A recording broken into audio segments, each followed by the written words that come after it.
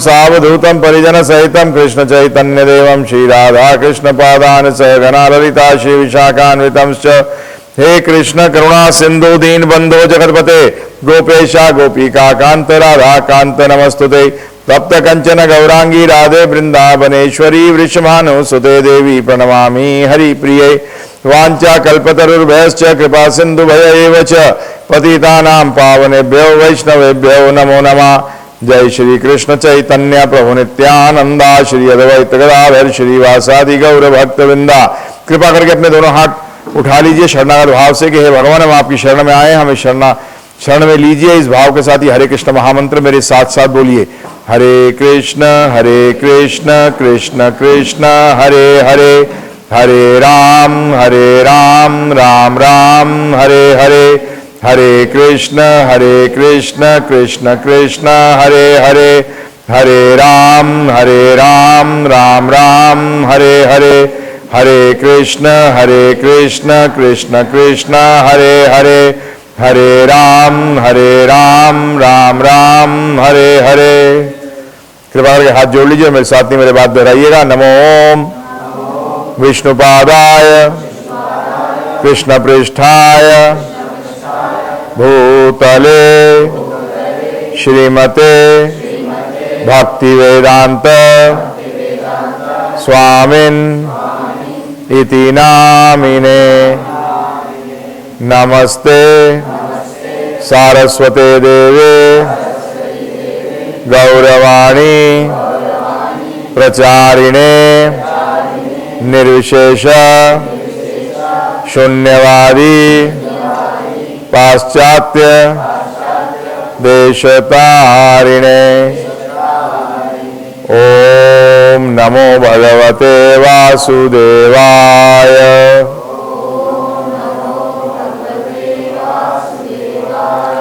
ओम नमो भगवते वासुदेवाय।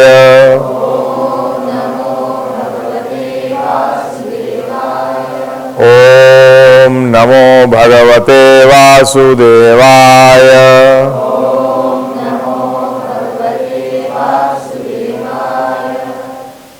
हरे कृष्णा। दासोस्मि।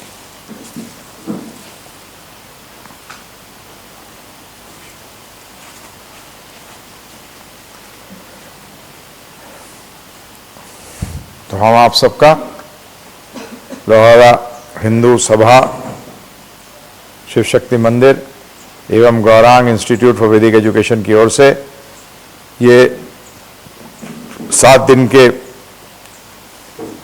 भगवद गीता के चर्चा के छठे दिन हम आप सबका स्वागत करते हैं। और हम सब मिलकर श्री राधा कृष्ण श्री गौर निताई श्रील प्रभुपाद एवं समस्त वैष्णव भक्तवृंद के चरण कमलों में प्रार्थना करें कि हम इससे पूर्ण लाभ उठा सकें, जो कि है श्री राधा कृष्ण श्री गौर निताई की अनन्य शुद्ध प्रेममयी भक्ति।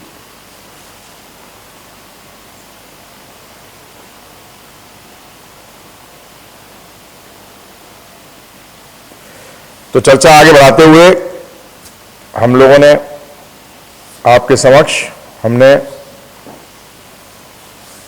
जीव, प्रकृति और तीसरा इन दोनों के मालिक भगवान के ऊपर चर्चा प्रारंभ कर दी थी। प्रकृति और जीव की चर्चा हो चुकी है।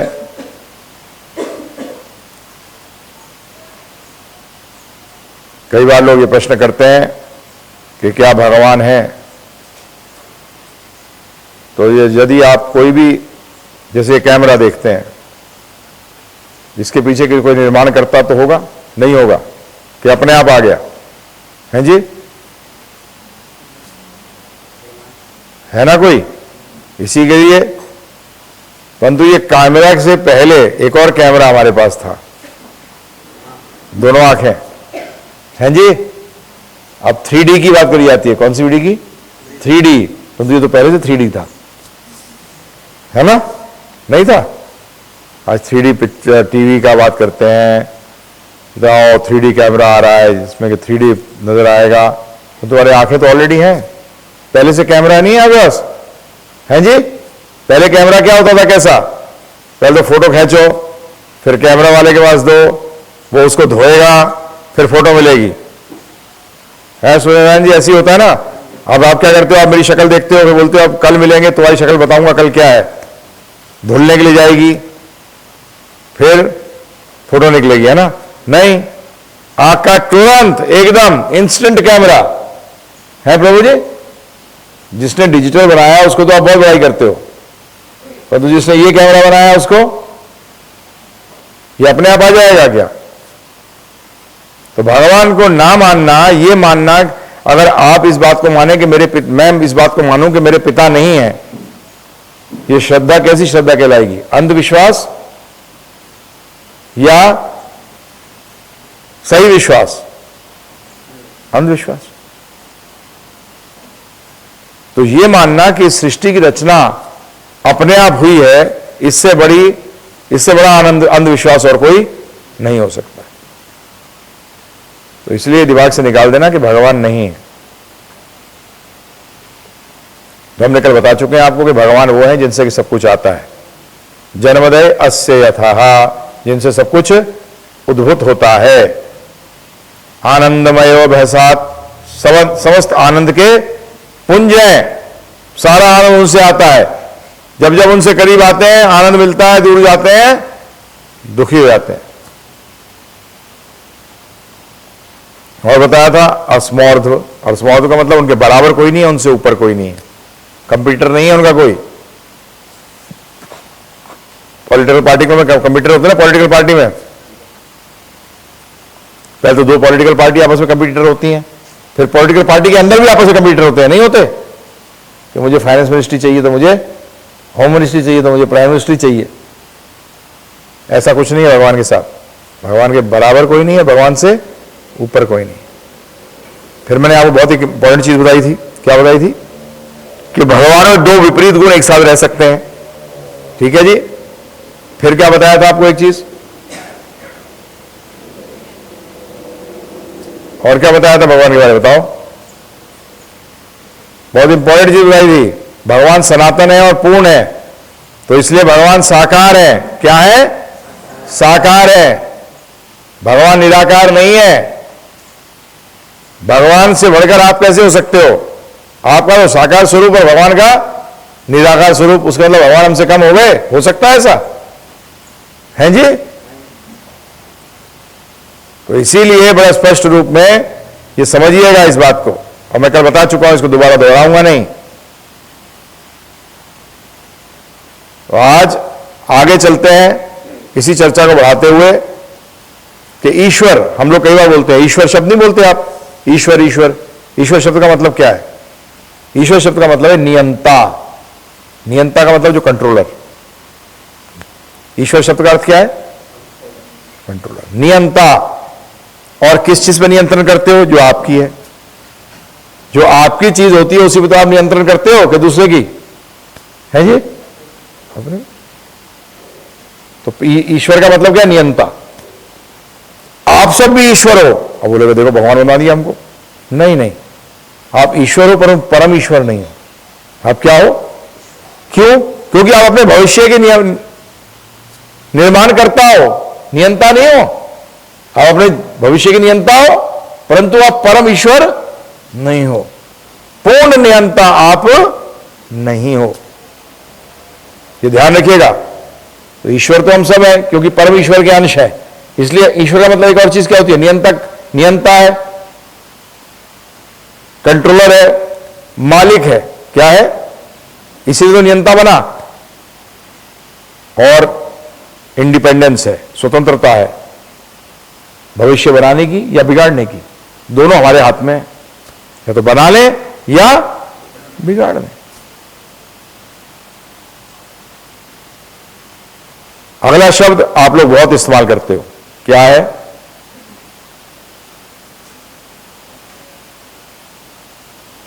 भगवान, है ना जी? कौन मुझे अर्थ बताएगा भगवान शब्द का? भगवान भगवान तो करते हो आप, नहीं करते? बचपन से करते आए हो।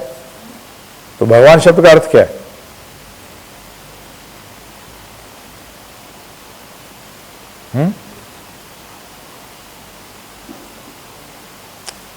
कमाल है।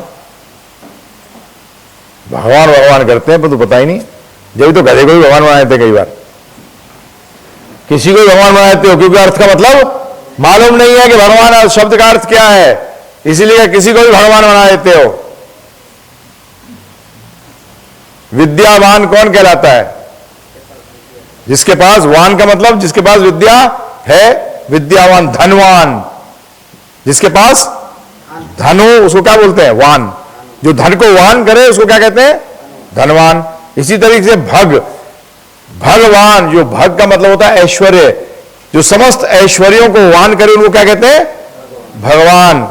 ये परिभाषा किसने दी है?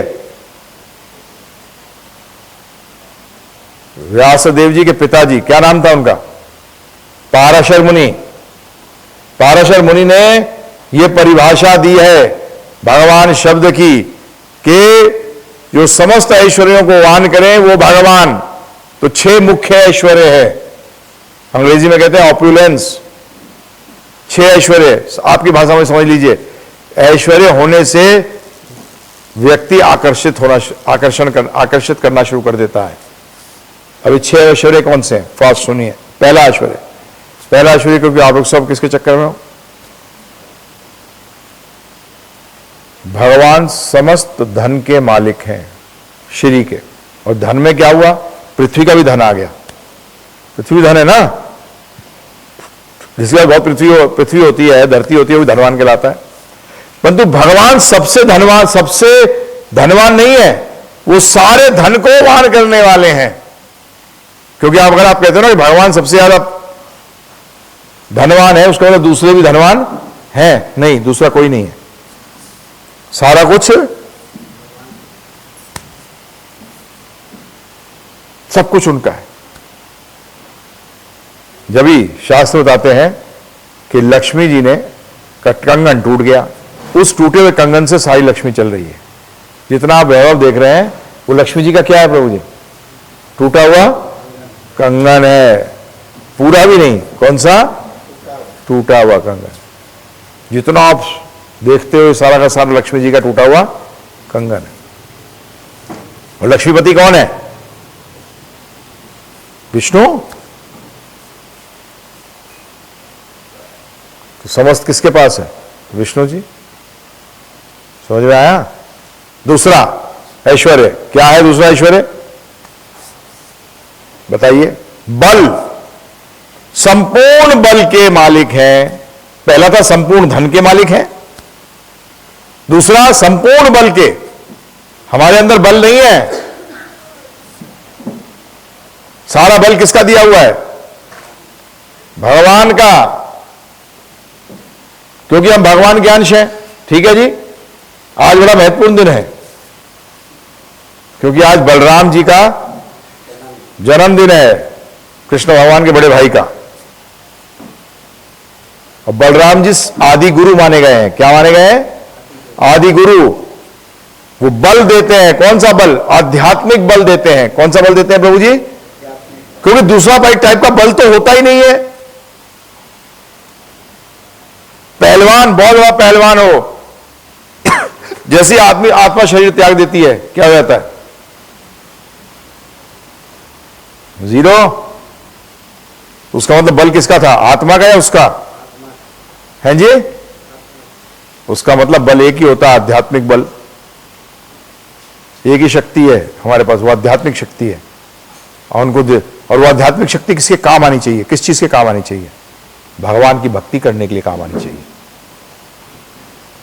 तो आज बलराम जी का, और दूसरा शब्द है राम। राम का मतलब सबको आनंद देने वाले हैं जी। तो हम अपने बल का सदुपयोग कर कर भगवान को आनंद देने की कोशिश करें, खुद आनंद लेने की कोशिश नहीं करें। समझ में आया आपके? थोड़ा सा बुद्धिमान बनिए। जब आप कस्टमर को खुश करते हो तो प्रॉफिट किसको होता है? बताओ। जब आप बॉस को खुश करते हो प्रॉफिट किसको होता है? जब आप भगवान को खुश करते हो तो लाभ किसको मिलता है? परंतु जब हम अपने को खुश करने की कोशिश करते हैं और कस्टमर को नहीं ध्यान देते तो क्या होने वाला है बिजनेस का? दिवालिया। अगर आप अपने आप को खुश करना चाहते हो और बॉस को नहीं करना चाहते तो क्या होने वाला है? आपकी नौकरी बहुत जल्दी छूटने वाली है ना प्रभु जी? मैं तो आपको आपके जीवन से लॉजिक निकाल के बता रहा हूं। अभी तक आपने उल्टा ही कोशिश किया है, अपने आप को खुश करने की कोशिश करिएगा, भगवान को खुश करने की कोशिश नहीं करी। तो समस्त बल के स्वामी कौन है? भगवान कृष्ण, विष्णु। तीसरा, संपूर्ण यश। यश का मतलब जानते हैं? फेम।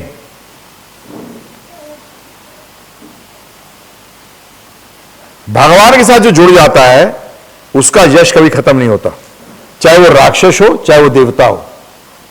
रावण का यश क्यों नहीं खत्म हो रहा? तो किससे जुड़ गए? राम जी से। प्रहलाद महाराज का यश क्यों नहीं खत्म हो रहा? हनुमान जी का यश क्यों नहीं खत्म हो रहा? क्यों किससे जुड़ गए? इसलिए उनका यश ही नहीं खत्म होता। बाकियों का यश आएगा और जाएगा, परंतु असली यश तो किसका है? भगवान का यश था, है और तो संपूर्ण यशवी। अगला, संपूर्ण ज्ञान। संपूर्ण ज्ञान के मालिक कौन है? भगवान, विष्णु, कृष्ण। संपूर्ण ज्ञान के आज भी उनका ज्ञान भगवत गीता के रूप के अंदर, वेदों के रूप में लोग क्या कर रहे हैं? ले रहे हैं, नहीं ले रहे? किसके मुख से आया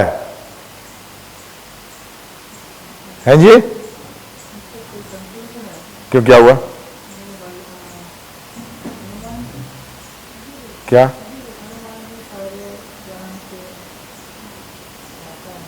नहीं, तो रामचंद्र जी के वैसे ही सेवक हैं, तो ज्ञाता कैसे हो सकते हैं? भक्त तो हर टाइम, भक्त को बताया गया है पूर्ण ज्ञान जानता है, परंतु किसका ज्ञान जानता है? हां, बहुनाम जन्मनाम अंते ज्ञानवान माम प्रपद्यते।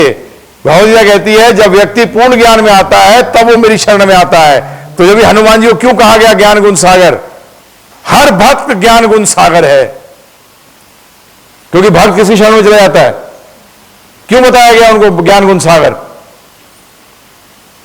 किस लिए बताया गया? बताइए।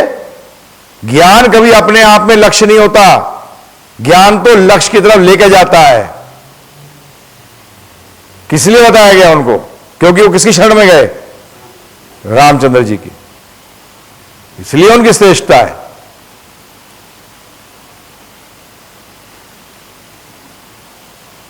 गीता में सब स्पष्ट आया है। आप लोग गीता माने ना माने, वो आपके इंटेलिजेंस की लेवल है, परंतु हमारे किसी आचार्य ने किसी पुराण को श्रेष्ठ नहीं बताया, ना शिव पुराण को, ना किसी ब्रह्म वैवर्त पुराण को, किसी 18 पुराणों को श्रेष्ठ नहीं बताया है। हमारे आचार्यों ने आदि शंकराचार्य जी से लेकर जितने भी हमारे आचार्य हुए, आप कुछ बनाते रहे, मुझे उससे कोई मतलब नहीं, ब्राह्मण कुछ बनाता रहे, उससे मुझे कोई मतलब नहीं है, वो अपने दिमाग लगा रहा है। परंतु हमारे किसी आचार्य ने, किसी ने नहीं कहा है, उसने सिर्फ क्यों कहा है, भगवत गीता को श्रेष्ठतम पद्धति दी है, किसी आचार्य ने दिया। सब आचार्यों ने क्या कहा है, उपनिषदों को किसको दिया है श्रेष्ठता? हाँ, पुराण उपनिषदों के बाद आते हैं। पुराण कुछ कह रहे हैं, उपनिषद कुछ कह रहा है, कौन आगे जाएगा? उपनिषद। और उपनिषदों के अंदर अगर कुछ आपको कला नजर आती है तो गीता उपनिषद में जाना पड़ेगा। किसमें जाना पड़ेगा? भगवत गीता में। उसमें साफ रहा है, बहु नाम जन्म नाम अंते, बहुत जन्मों के बाद अंत में ज्ञानवान माम प्रपद्यते, जो व्यक्ति ज्ञान में आता है वो मेरी शरण में आता है। किसमें आता है? शरण में आता है। तो हनुमान जी ने क्या किया? किसी शरण में गए? राम सेवा कर रहे हैं हनुमान जी की, हनुमान जी कह रहा सेवा कर रहे हैं रामचंद्र जी की? बताइए, कौन कर रहा है किसकी सेवा? नित्य। हनुमान जी को खुश करना होगा तो राम नाम तो लेना पड़ेगा, नहीं तो गड़बड़ हो जाएगी। और किसी चीज से वो खुश हो नहीं सकते, क्योंकि वो नित्य किसका जप कर रहे हैं। और कहां होते हैं वो? क्या राम की कथा चल रही होती है वहां होते हैं वो। हाँ, उनकी कथा हो रही होती है, कहीं लिखा कि उनकी कथा हो रही होगी वहां होंगे वो? नहीं नहीं, जहां किसी कथा चल रही होगी, राम भगवान की कथा चल रही होगी, वहां हनुमान जी मौजूद होते हैं। बड़ा स्पष्ट रूप में आया है। तो संपूर्ण ज्ञान के मालिक भगवान है। उन्होंने भगवान ने भक्त को ज्ञान दिया है, और जिस भक्त ने ले लिया है उसने भगवान की शरण में चला गया है।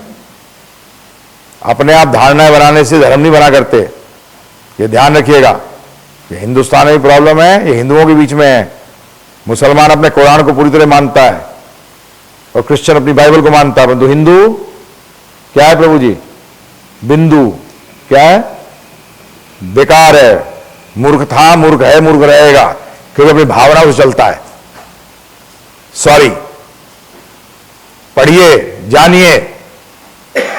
जब भी कई बार मजाक उड़ाते हैं वो लोग, तुम्हें तो ये भी नहीं मालूम तो बाप कौन है, मजाक उड़ाते हैं वो। बोले तुम्हें तो ये नहीं पता तुम्हारा ग्रंथ कौन सा पढ़ना है तुम्हें। अभी तो आज सीडी दी है एक मुझे प्रभु जी ने, जहां की वेदों में लिखा है साफ के वो बलि करनी चाहिए जानवरों की। और एक मुसलमान इस्लाम का प्रचारक है, बोलता देखो तुम्हारे वेदों में लिखा है। वो किसके लिए लिखा है? तमोगुणी व्यक्तियों के लिए। जो व्यक्ति तमोगुणी है, लोएस्ट लेवल के लोगों के लिए लिखा गया है कि वो बलि करके खा सकते हैं। वो लोएस्ट लेवल के लोगों के लिए है, हाईएस्ट लेवल के लोगों के लिए नहीं है। मनुस्मृति में साफ आया है, ब्राह्मण को छूना भी नहीं चाहिए। ब्राह्मण के लिए बिल्कुल निषेध बताया गया, बिल्कुल निषेध। राजस्थान में हम देखते हैं दबा के लहसुन की चटनी खाते हैं, निषेध है तमो रजोगुणी। हकीकत के अंदर हर के लिए निषेध है। तो ये ध्यान रखिएगा, थोड़ा सा बुद्धि लगाइए। सिर्फ बोलने से हिंदू नहीं बन जाते। अब वो ग्रंथों को देखना पड़ेगा, समझना पड़ेगा। वो लोएस्ट लेवल के लोगों के लिए है। और उसमें जो मंत्र जपते हैं उसमें यही है कि अगले जन्म में मैं क्या बनूं? मैं बकरा बनूं, और हे बकरे तू मैं बनी हो और मुझे काट के खाई हो। वो मंत्रों का उच्चारण ये है।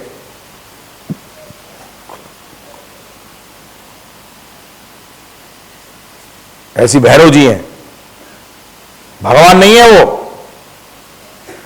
शराब उनको क्या चढ़ाई जाती है? शराब। और कितनी चढ़ाने को बोला गया है? 3/4। जो आप पियोगे ना उसका कितना जाना चाहिए उनके पास? हम क्या करते हैं? छीटा, है ना?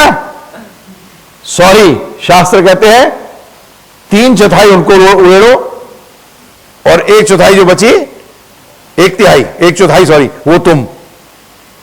थोड़ी देर में क्या बोलेगा आदमी? मैं पागल हूं क्या? छोड़ो इसको। हमारे शास्त्र एक्चुअली लाइसेंस कर रहे हैं प्रभु जी। लाइसेंस किस चीज को करी जाती है?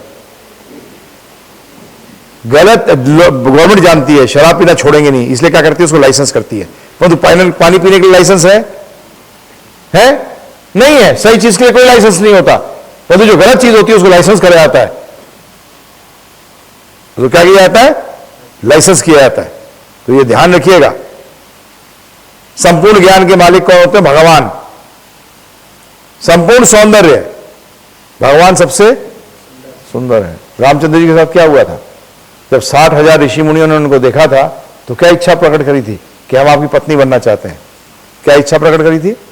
हम आपकी पत्नी बनना चाहते थे। उन्होंने क्या कहा था? जब मैं कृष्ण के रूप में आऊंगा, जब तुम्हें वर्ण करूंगा, तब वो 60,000 गोपियां बनी थी। भगवान की गोपियां लाखों करोड़ों में थी, उनमें से 60,000 ये भी थे। चर्चा आती है इतने सुंदर थे रामचंद्र जी, कृष्ण भगवान। इनकी सुंदरता का कोई बखान नहीं है। सारे सौंदर्य के, संपूर्ण सौंदर्य के मालिक हैं। हमें इनकी कुछ कृपा हो जाती है तो हमें थोड़ी झलक आ जाती है हमें सुंदरता, तो कि हम समझ लगते हैं वो मैं कितना, उसकी थोड़ी सी झलक, तो ये समझना पड़ेगा। आगे संपूर्ण वैराग्य, क्यों वैराग्य? भगवान वैराग, हां, उनका वैराग देखिए आप। जब असुर तपस्या करता है, वेदों के अनुसार तपस्या करता है, ध्यान रखिएगा, असुर भी वेदों का इस्तेमाल करता है असुर बनने के लिए, क्योंकि जो वो तपस्या करता है वो वेदों के आदेशों के अनुसार है। जो शक्ति मिलती है उसमें भी उसको वेदों का पालन करना पड़ता है। वो फालतू के अपने आप करके नहीं कोई शक्ति पा सकता। उसको मंत्र का उच्चारण किसका करना पड़ता है? वेदों के मंत्रों का उच्चारण करना पड़ता है। वो शक्तियों को प्राप्त करने के लिए तपस्या करता है, घोर तपस्या करता है। तो शाह बताते हैं कि अगर नास्तिक व्यक्ति ज्यादा तपस्या करेगा सिद्ध करने के लिए कि भगवान नहीं है, और आस्तिक व्यक्ति कम तपस्या करेगा, तो भगवान किसको सपोर्ट करेंगे? नास्तिक को, क्योंकि उनको मतलब नहीं है। क्योंकि उनके नास्तिक के बोलने से उनका अस्तित्व खत्म नहीं होता।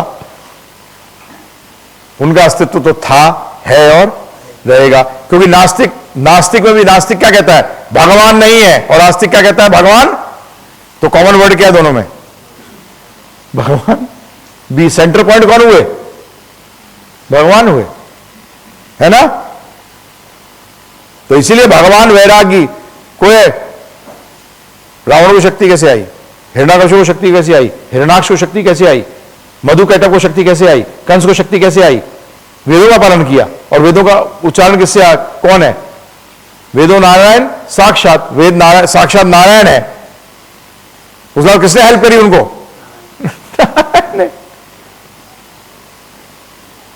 समझिए इस बात को। तो भगवान एकदम, परंतु ध्यान रखिएगा भक्तों के साथ वो समभाव नहीं है। भक्तों के साथ क्या करते हैं? वो पार्शियलिटी। किसके साथ करते हैं? भक्तों, कौन भक्त? भक्तों के साथ करते हैं प्रभु जी। भक्त वो है जो उनकी आज्ञा का पालन कर रहा है। ये ध्यान रखिएगा। अब भगवान ने, मैं बार बार इस बात को इसलिए दोहरा रहा हूं क्योंकि हिंदुस्तान के अंदर दो फिलॉसफी हैं। आध्यात्म की दो फिलॉसफीज हैं, एक नास्तिकवाद, एक आस्तिकवाद। कैसे पता लगता है कि ये आस्तिक है या नास्तिक है? अंत में जब व्यक्ति सारा कुछ कर लेता है, मुक्ति के बाद प्रश्न करना चाहिए, मुक्ति के बाद क्या? अगर वो कहता है मुक्ति के बाद कोई भगवान नहीं है तो वो नास्तिक है। और अगर वो मुक्ति के बाद कहता है कि मैं भगवान की जाके सेवा करूंगा तो वो क्या है? आस्तिक है। बहुत सिंपल है। आपने, और दोनों काम एक जैसे करते हैं। हां, जो नास्तिकवाद फिलॉसफी है उसको कहते हैं अद्वैतवाद। क्या कहते हैं उसको? अद्वैतवाद नास्तिकवाद है, क्योंकि उसमें भगवान को नहीं माना जाता। जो पंच उपासना करते हैं नास्तिक, जो नास्तिक फिलॉसफी वाले, वो पंच उपासना किसकी है? शिव, विष्णु, दुर्गा, सूर्यदेव, गणपति। ये पांच की पूजा करी जाती है, पंच उपासना कहते हैं अद्वैत के अंदर। ये पांच की उपासना किस लिए करते हैं? भगवान नहीं है वो, क्योंकि वो अल्टीमेटली भगवान को मानते ही नहीं है कि भगवान है। बोलते हैं मुक्ति के बाद क्या? बस मिल जाओगे, खत्म हो जाओगे, तुम है ही नहीं, तुम्हारा अस्तित्व ही नहीं है, कोई जीरो, कुछ नहीं है। उसका मतलब भगवान को उन्होंने माना ही नहीं। परंतु आस्तिक वाला क्या कहता है कि भगवान थे, भगवान हैं और भगवान मुक्ति के बाद भी हम भगवान की सेवा करेंगे, मुक्ति के बाद भी हम भगवान की सेवा करेंगे। इसलिए भगवान ने गीता में कह दिया अव्यक्तम व्यक्तिम आपनम मन्यन्ते माम अबुद्धया। अव्यक्तम मतलब अव्यक्त से व्यक्त आया है, जो ऐसा मानते हैं अबुद्धया, उनकी बुद्धि ही नहीं है। गीता तो यह कहती है अव्यक्तम व्यक्तिम आपनम मन्यन्ते माम अबुद्धया, उनकी बुद्धि ही नहीं है जो ऐसा मानते हैं।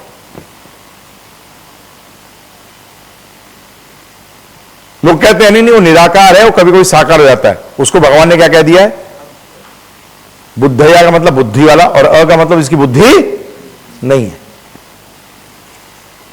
ये गीता कह रही है स्पष्ट रूप में। आगे कई बार लोग ये भी कहते हैं कि वो ज्योति है, बस ज्योति प्रकाश, ठीक है। पहले बाइबल को कोट करूंगा मैं।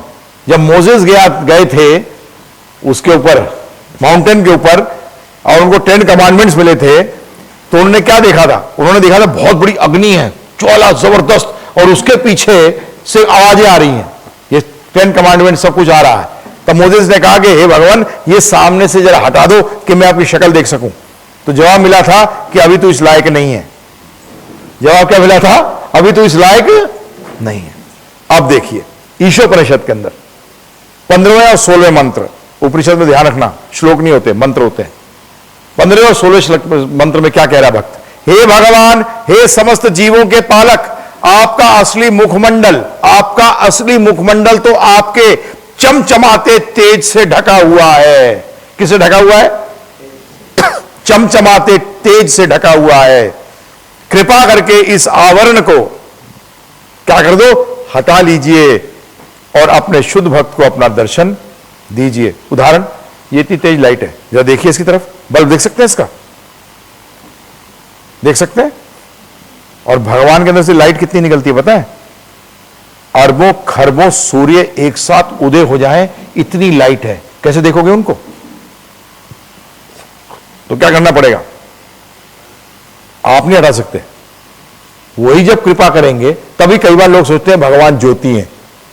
हर ज्योति के अंदर लौ होती है, बगैर लौ की ज्योति होती है प्रभु जी? है बल्ब के बगैर लाइट है? आपको बल्ब नजर नहीं आएगा इसमें? आएगा? इतनी तेज लाइट है, बल्ब नजर नहीं आता, उसका मतलब बल्ब नहीं है क्या? तो इसीलिए यह भक्त प्रार्थना कर रहा है। फिर कहता है अगले श्लोक में, हे भगवान, हे आदि विचारक, हे ब्रह्मांड के पालक, हे नियामक, शुद्ध भक्तों के लक्ष्य, प्रजापतियों के शुभ चिंतक, कृपा करके आप अपनी दिव्य किरणों के तेज को हटा लें, जिससे मैं आपके आनंदमय स्वरूप का दर्शन कर सकूं। ईशोपनिषद कह रहा है 108 मुख्य उपनिषद है, उनमें से 11 और मुख्य हैं, उन 11 में से एक ईशोपनिषद है। उसमें साफ आया है। जब भी कई लोग कह देते हैं ज्योति है, उसका मतलब अभी वो अप्रेंटिस है अध्यात्म के अंदर। क्या है अप्रेंटिस का मतलब? क्या हुआ? अभी नव सिखा है, अभी उसने आगे नहीं बढ़ पाया। परंतु जब वो प्रार्थना करता है भक्त बनकर, तब भगवान वो आवरण हटाते हैं जिससे कि वो दर्शन कर सके। तो ये ध्यान रखिएगा, ये इसलिए बोल रहा हूं, नहीं तो नास्तिकवाद में मत चले जाना आप। लगेगा धर्म का वो सब कुछ वही करते हैं, जैसे पूजा पाठ करता है ना आस्तिक, वैसा ही नास्तिक भी, वो नास्तिक धर्म जो पालन करते हैं वो भी वैसे ही करते हैं, सब पूजा वूजा वैसी की वैसी। परंतु अंत क्या है?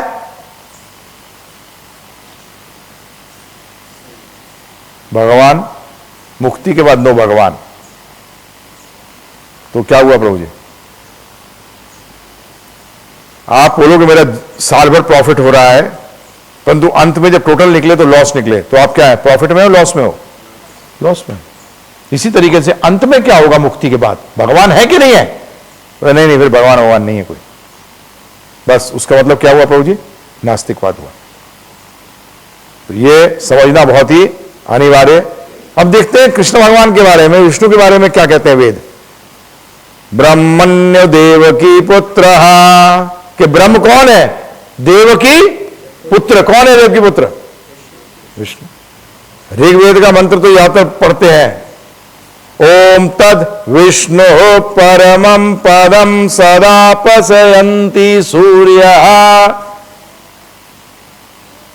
कि विष्णु परमं पदम क्या है? परमम पदम है।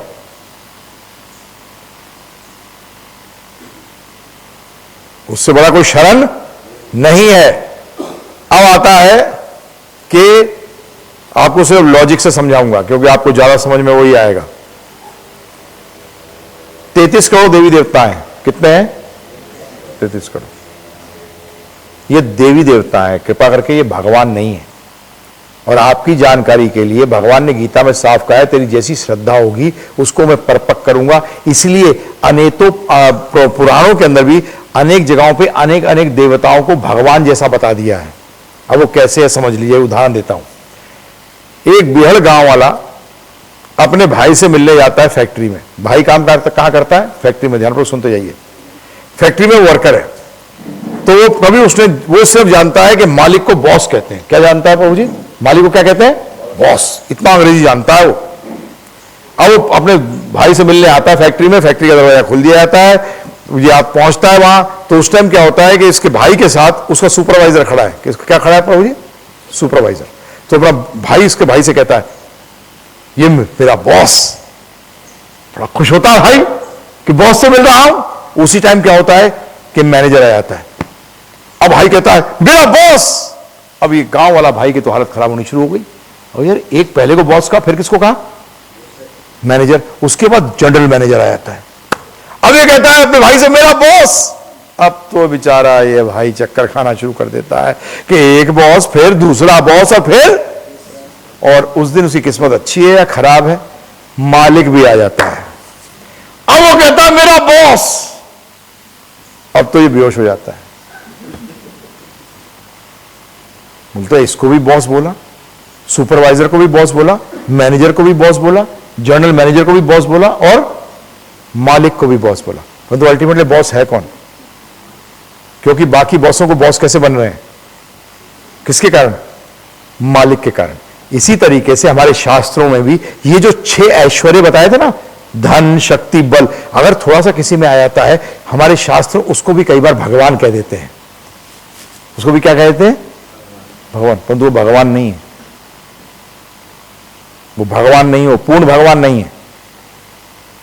आपको जितने ग्रंथ लिखे हैं ना, ये शिव पुराण, ब्रह्म वैवर्त पुराण, ये सारे पुराण जो लिखे हुए हैं, ये पुराण किसने लिखे हैं? क्या नाम है व्यक्ति का? वेद व्यास जी। श्रीमद् भागवतम की रचना कब करी वेद व्यास जी ने? कौन बताएगा? लास्ट में सब कुछ लिखने के बाद भी उनको संतोष नहीं था। तब नारद जी जो उनके गुरु हैं उनके पास आए और बोला, क्या बात है व्यासदेव, सब कुछ लिखने के बाद भी तू तो बड़ा असंतुष्ट लग रहा है। बोला, हाँ मैं बहुत असंतुष्ट हूं इतना सब देने के बाद। तूने तो लोगों को कंफ्यूज कर दिया। क्या कर दिया? फ्यूज उड़ा दिया उनका।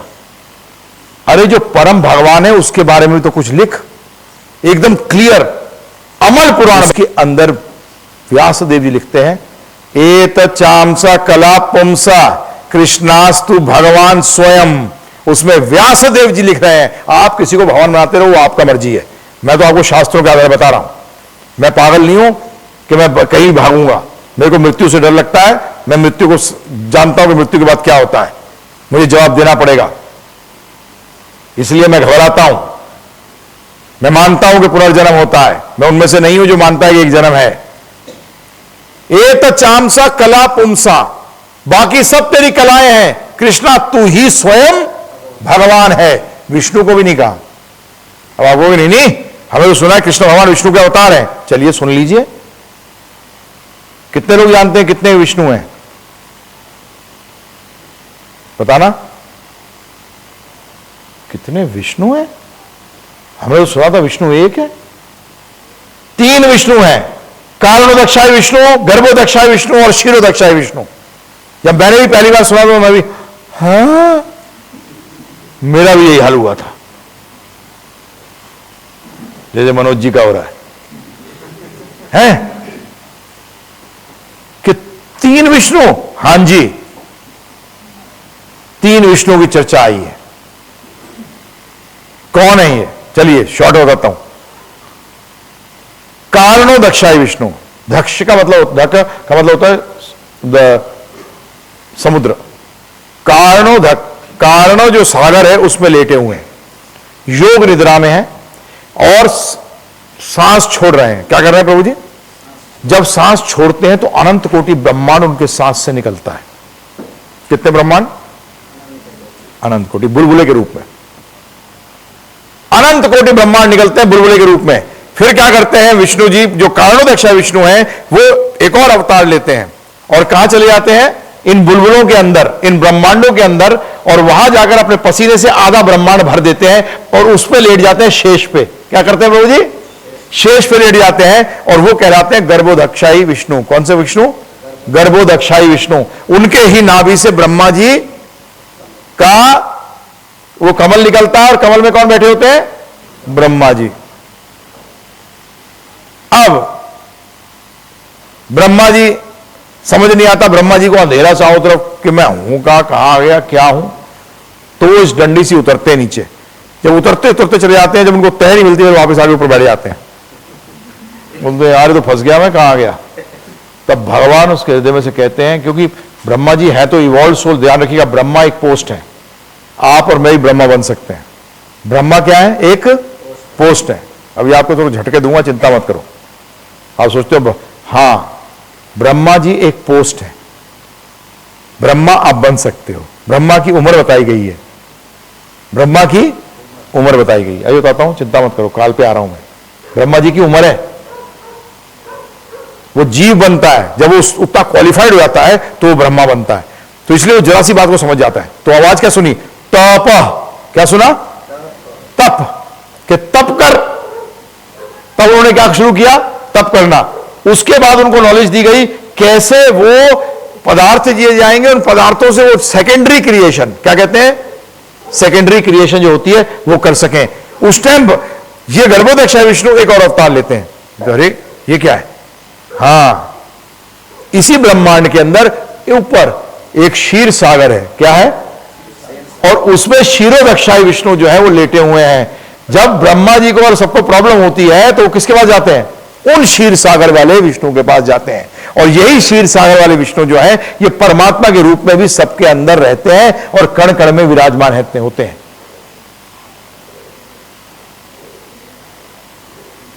समझ में आया?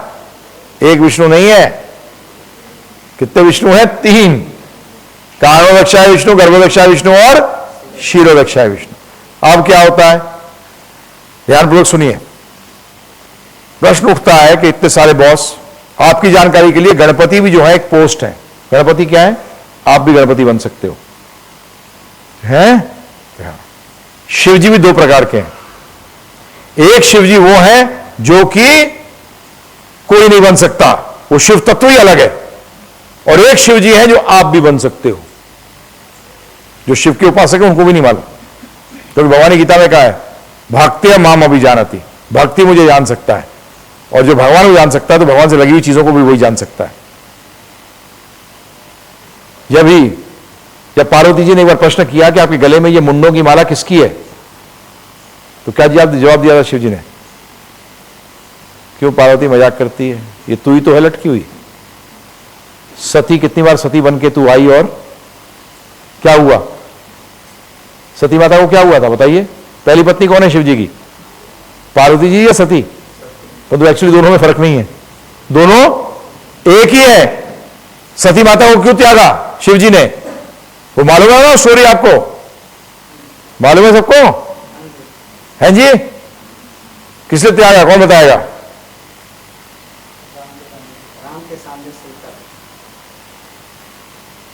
आप लोगों को मालूम है सबको? क्योंकि राम के सामने क्या बन गई थी? वो सीता बन गई थी। तब शिव जी ने कहा मैं तो तुम्हें माता के रूप में देख लिया, अब तो मैं तो पत्नी है ही नहीं मेरी। तो सती जी ने कहना निकल रहे थे एक बार ऊपर से, तो नीचे रामचंद्र जी, उसी टाइम क्या हुआ था, सीता जी चली गई थी, रावण उठा के ले गया था। तो रामचंद्र जी क्या कर रहे थे? एक्टिंग कर रहे थे, लीला। लीला का मतलब क्या होता है? ड्रामा। ध्यान रखिएगा, लीला का मतलब होता है ड्रामा, और ड्रामा में क्या होती है? एक्टिंग। तो रामचंद्र जी का मूड आया था कि मैं क्या होना चाहता हूं? मैं विराग एक्टिंग करना चाहता हूं। किसकी एक्टिंग? पत्नी के विराग की। तो हे सीते करके घूम रहे। शंकर जी ने जैसे रामचंद्र को देखा तो उनको प्रणाम किया, मेरे भगवान, मेरे आराध्य देव, कई बार लोग कहते हैं रामेश्वर ने पूजा करी इसलिए शिव जी बड़े हो गए। तो मैं उनसे सिंपल क्वेश्चन पूछता हूं, द्वारका के अंदर सुदामा के पैर धोके भगवान ने पिए थे, तो उससे सुदामा की क्यों नहीं पूजा करते तुम? क्यों नहीं करते? यही पुराणों में आया है, 3 लेवल की चर्चा आई है। जब शिव जी की भगवान राम ने स्टैब्लिश करा, जब ये आपके 4 जो धाम हैं उनमें से कितने धाम विष्णु के हैं बताइए? कितने धाम हैं? 3 धाम किसके हैं? विष्णु जी के। और 1 धाम किसका है? शंकर जी का। तब लोगों ने क्या चिल्लाया कि रामेश्वर, जो राम के ईश्वर हैं, तो देवता नाराज हो गए, है गलत। देवताओं ने कहा नहीं नहीं, राम ईश्वर का मतलब यह है कि दोनों बराबर हैं। तब बोलते हैं शिव जी उस लिंग से प्रकट हुए, और लिंग से प्रकट हुए उन्होंने कहा कि राम ईश्वर का मतलब है जिनके ईश्वर राम है। परंतु ये कंसेप्ट क्लियर होगा नहीं। यात्रा सुर हो जाते हैं ना लोग, शिव जी की उपासना करने के बाद क्या कहते हैं? यही मैंने आपसे अनुरोध किया है कि शिव जी से मांगना मत कुछ, शिव जी से हर टाइम यही मांगना कि मुझे जो राम भक्ति मत मानो, आप क्या मांगो? जो आपको सबसे प्रिय है ना, जो बेस्ट आप समझते हो मेरे लिए, वो मुझे दे दो। ठीक है बाबू जी, यही मांग लो। हिंदुस्तान में, जो हिंदुस्तान में आए हैं लोग, नरसिंह मेहता जी का नाम सुना हुआ है। नरसिंह मेहता कौन थे? शिव जी के भक्त थे। शिव जी ने साक्षात दर्शन दिए, तो उन्होंने क्या कहा शिव जी से? शिव जी ने कहा कि मांग, क्या मांगता है? तो क्या कहा उन्होंने शिव जी से? मुझे कुछ नहीं, मुझे नहीं चाहिए कुछ भी, मुझे कुछ नहीं चाहिए। नहीं ले, अब तो मैं आया हूं, लेना पड़ेगा। बोलते नहीं, मेरे नहीं चाहिए। बोलते नहीं, लेना तो पड़ेगा। तो बोलेगा ठीक है, आप इसे सबसे प्रिय चीज है वो दे दो। तो कहां लेके गए उनको? वैकुंठ द्वारका में कृष्ण भक्ति दी। क्या दी प्रभु जी? उसके बाद वो सबसे श्रेष्ठ कृष्ण भक्तों में गिनती है उनकी, और वो 200-250 साल पुराने प्रभु जी, बहुत पुराने नहीं है, ध्यान रखिएगा। इंडिया में आज भी उनकी ड्रामा होती हैं, कथाएं होती हैं, बहुत फेमस हैं वो। बेसिकली गुजरात राजस्थान में तो बहुत ज्यादा, उस एरिया, क्योंकि उस एरिया से बिलोंग करते थे वो, बहुत ज्यादा फेमस है। तो कृपा करके मांगना मत, मांगते असुर बन जाते हो। शिव जी से तो कहो, शिव जी मुझे तो वो करवाओ जो उससे आप प्रसन्न हो जाओ। ठीक है ना? दास का काम तो यही है, भक्त का काम तो यही है। तो कृष्ण भगवान को साफ भागवत के अंदर कहा है वेद व्यास जी ने कि कृष्णास्तु भगवान स्वयं। अब मैं लॉजिक से प्रूव करता हूं, ठीक है? भगवान एक पार्ट लेते हैं, सिर्फ तर्क रख रहा हूं आपके सामने कि भगवान वो होने चाहिए जिसके साथ एक पर्टिकुलर एस्पेक्ट लेके मैं प्रूव करूंगा कि भगवान वो होने चाहिए जिनके साथ हम सब प्रकार की संबंध स्थापित कर सकें। अगर एक भी संबंध नहीं स्थापित कर सकते तो उसका मतलब भगवान उस रूप में अपनी पूर्णता नहीं दिखा रहे। ध्यान रखिएगा, भगवान उस रूप में अपनी पूर्णता नहीं दिखा रहे। 33 करोड़ देवी देवता तो मैं आपको बता दिया बॉस की तरह है, जिनको कुछ काम दिया गया है, सब किसी ना किसी चीज के इंचार्ज हैं। ठीक है जी? 33 करोड़ को आप खुश नहीं कर सकते, 33 करोड़ को खुश करना आपके हाथ में भी नहीं है। और आपके जो 9 ग्रह हैं ये तो बिल्कुल लोएस्ट लेवल पे आते हैं। कौन से लेवल पे आते हैं? लोएस्ट। और आपकी जानकारी के लिए, आप अपने कर्म के फलों को भोगते हो, शनिदेव आपको तंग नहीं करते। ये आप गलती मत कर बैठना कि सूर्य, मंगल और चंद्र ये आपको तंग कर रहे हैं, नहीं। जन्मपत्री जो है, जन्मपत्री सिर्फ आपके एक्सरे है पिछले जन्म की। क्या है वो? एक्सरे है पिछले जन्म का, और कुछ नहीं है वो। ना वो ज्यादा दे सकते हैं ना कम दे सकते हैं, ये उनका काम नहीं है। सिर्फ जन्मपत्री एक्सरे है। पिछले जन्म में जो आपने कर्म किए हैं उसके हिसाब से पता लग जाता है कि यहां ग्रह बैठे हुए हैं, इसी कारण यहां उसको प्रॉब्लम होगी। ये गलती मत कर बैठना कि आप सोचो कि पता लगा ये देव ये तंग कर रहा है। ये गलती मत कर बैठना, ये गलत है। ये एकदम गलत फिलॉसफी है ये। आप जब शिव जी की उपासना करते हैं तो आपको इनकी छोटों को तो वैसे भी करने की जरूरत नहीं है। इनकी औकात क्या है उनके सामने? कुछ नहीं है प्रभु जी। आप एक ऑफिस में जाइए, मैं आपसे सिंपल प्रश्न करता हूं, आप एक ऑफिस में जाइए, एक आदमी कहता है मैं तेरी काम कर दूंगा, फिर आप दूसरे टेबल जाके वही काम करवाते हो, बात करते हो, तीसरी बजाते हो, चौथी बजाते हो, क्या हो जाएगा आपका काम? क्योंकि पहले बार सोचेगा मैं दूसरों में मुंह मार रहा है, मानने से पहले देखने दे उसको, कर लेगा वहां से हो जाएगा। फिर तीसरे में भी जाते हो, उसका मतलब आपको एक पे भी कॉन्फिडेंस नहीं है, आप तो किसी के भी नहीं रहे। कुत्ता ना घर का ना घाट का, वो बन जाते हो। और शिव जी के